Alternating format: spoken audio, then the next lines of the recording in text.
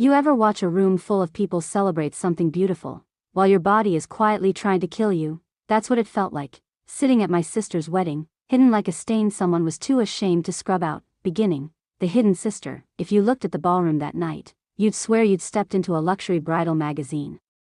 Golden chandeliers dripping like frozen rain, a 5-tier cake shimmering with pearl dust, string quartet humming through the air like polished glass, and then me, tucked behind an arrangement of hydrangeas so tall it could have won a horticulture award. The wedding planner called it a private seating area.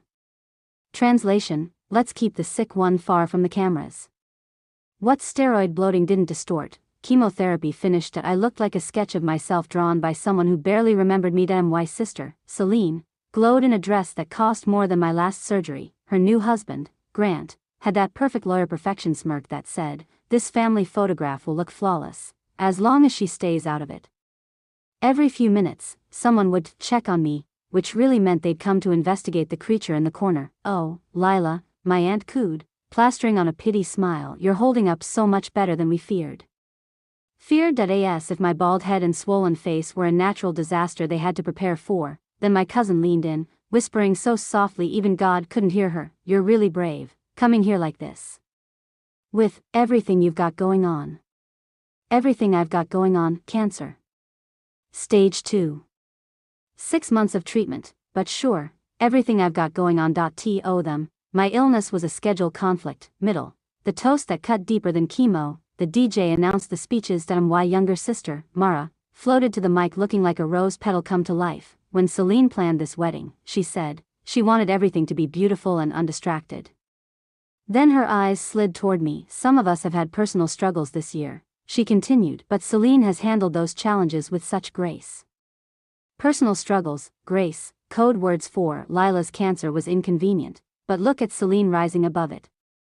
I felt myself shrinking behind those flowers, disappearing petal by petal. By the time the applause erupted, I felt like I was suffocating in my own skin. That's when I saw them. 3 people in hospital ID badges walking through the entrance like they owned the oxygen in the room. Their presence sliced through the wedding like a scalpel. At the front was Dr. Elias Monroe, my oncologist, a man who didn't leave the hospital unless a life was hanging in the balance. Behind him, Dr. Harper Lee, chief medical officer, and 2 others from the executive board. My stomach dropped. Why were they here? They approached Celine's head table first. I watched her expression twist, first confusion, then annoyance, then accusation as she pointed directly at me. Dr. Monroe reached my table. "Lila," he said quietly, "we need to talk. Now." The entire table froze, like even the flowers stopped breathing. The scalpel moment. The wedding turns into a medical case study. My aunt puffed up like a territorial goose. "Who are you people? This is a private reception." Dr. Monroe straightened, voice calm but slicing. "I'm the head of oncology at Northbridge Medical Center. I've been overseeing Lila's cancer treatment for the last 8 months. The word oncology ricocheted off the crystal centerpieces. Celine stormed over, veil snapping like a flag. "This is my wedding. Whatever appointment she missed can wait." Dr. Monroe's jaw tightened. "What we need to discuss cannot wait. Miss Halden, your sister's pathology results indicate a time-sensitive development." And then everything escalated. Dr.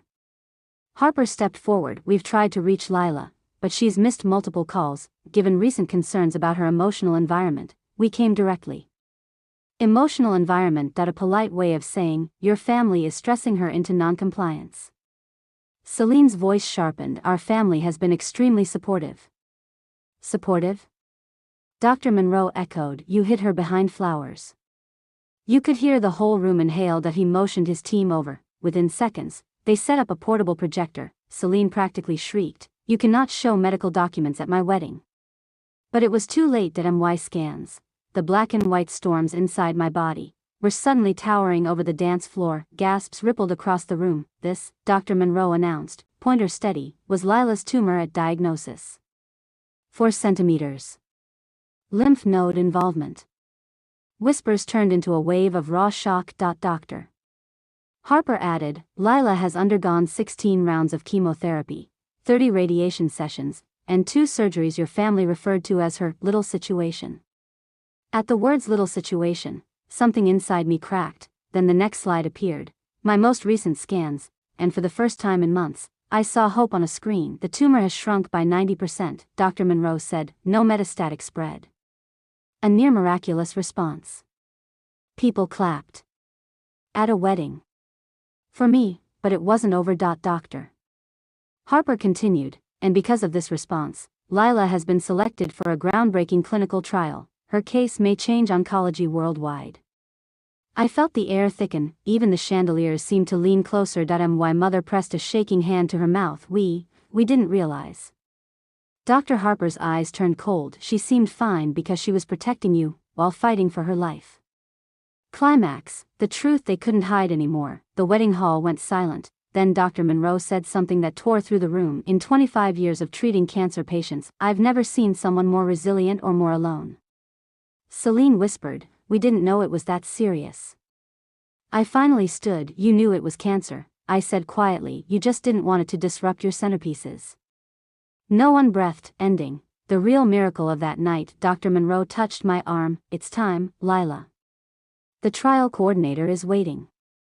As I walked toward the exit, the entire reception watched. The girl they hid behind flowers, the girl they dismissed as a distraction, the girl they tried to shrink into silence. That I didn't shrink, that I outgrew the room. The car door closed behind me, and for the first time in 8 months, I felt like oxygen belonged to me again. The irony, my sister planned the perfect wedding. But the moment everyone remembered was the moment they finally saw me, not the inconvenience, not the problem, not the distraction, but the survivor standing in the doorway of a future bigger than any ballroom.